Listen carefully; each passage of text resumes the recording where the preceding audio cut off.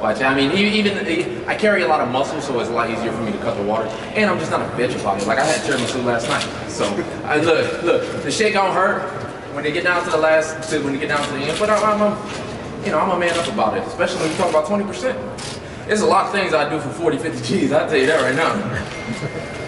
Tony's a unique fighter. When you break him down, is there anything that concerns you, especially one place, one position that you have to make sure that the fight doesn't go? Nah, a little bit of everywhere. With him, it's not even so much a technical thing. It's his mindset that drives him to do a lot of these fights.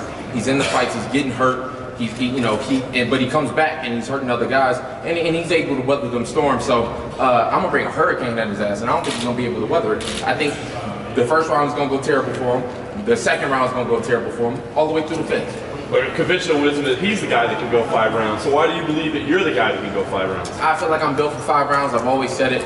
I feel like all my fights should be 5 rounds. So from here on out, they will be. Because I'm a smarter fighter. You know, I go back to the corner, I reassess. You know, if I have a tough round, I start the next one, and it's gonna be smart. So the more time I get in between the corners, the stronger that I'm gonna get. The more I'm able to dissect guys, and you see it in all my fights. You know, once that first round gets up out the way, then I start really feeling them. I start getting my timing down, and it's all over from there. So once it goes into the 4th and 5th, it's just gonna be even more icing on the cake. And lastly for me, I mean, I know it's kind of a cliche, but in your mind, is this really the lightweight championship? Because with Conor's plans uncertain, I mean, is this the real lightweight championship? Oh yeah, it is. And you can ask anybody, you know, anybody that's a sport fan, anybody that's a fan of MMA, and they're gonna tell you the same. This is for the real lightweight championship. Me and Tony both had the most fights in this division. It's only right, and it's only when you think about it logically. I'm just bringing facts to people. People think I'm talking shit and I'm doing this. I'm bringing facts and I'm backing them up with numbers. So if you can't, then if you got a problem with that, then go look at the numbers. Go look at the numbers and see who's really good on top of this division.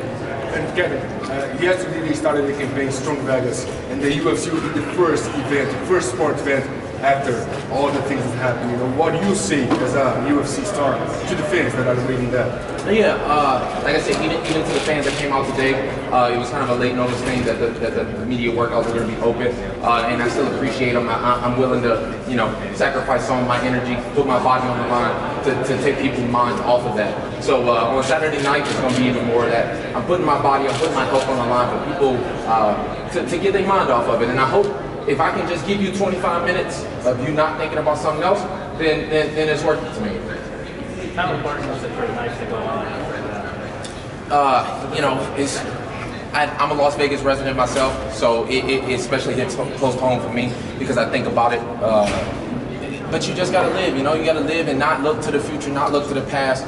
Just keep living day by day and live the life to the fullest. So I'm out here, I'm taking these risks. Fighting Tony Ferguson is the biggest risk that anybody can take at 155, but I love it. I love taking these risks. I think that's what life is all about. Regardless, whatever happens, I'm gonna live my life and I'm gonna be happy. You did some side-by-side interviews with Tony yesterday. You seem genuinely perplexed by a lot of the stuff that he was saying. Why is that? Yeah, he's a weirdo. Like I said, I hit you with facts. He come up with all these scenarios in his head. I told him, you gotta stop smoking whatever you smoking, bro. Cause I don't know, he be on some, I just let him do what he do. He talking about I'm a fake and all this, but let's be honest, the man's a Mexican from Michigan. He can't even speak Spanish. And he talking about, so it is what it is. He's a weird dude. I don't really like going back and forth with him. It's kind of frustrating. I think you can even see it on my face. Because I'm just like, bro, like, what are you talking about? Like, they asked him a question about McGregor, and he's bringing up some, I don't even think he really listened. It's just he's a weird dude, and it's hard talking to stupid people a lot. It's rare to see you at a loss for words.